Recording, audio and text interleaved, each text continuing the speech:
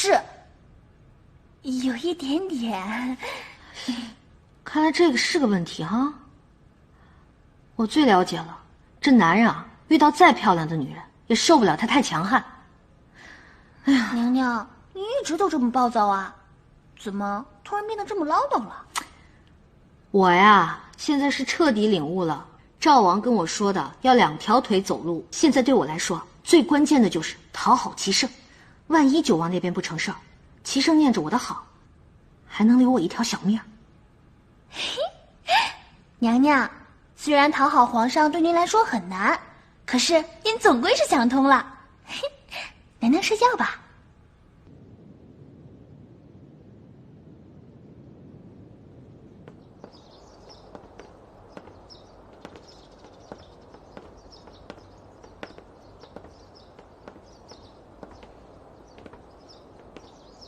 你找朕来有何事相求？我找皇上不一定就要有事儿。我想让皇上看看浩儿，浩儿会做了。一会儿等浩儿醒了，我就让奶妈抱过来给您瞧瞧。他会做什么了？坐，子午我坐，C 大，坐下的坐。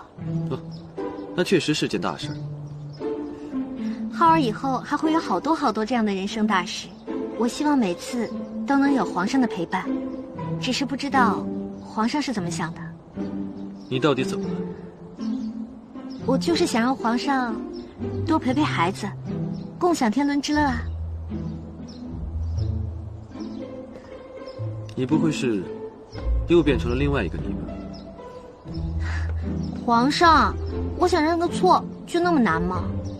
上次绿篱的事情，我已经知道错了，以后我再也不会什么事儿都管了。此话当真？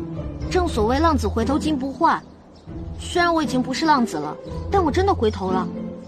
还请皇上能给我一个重新做人的机会。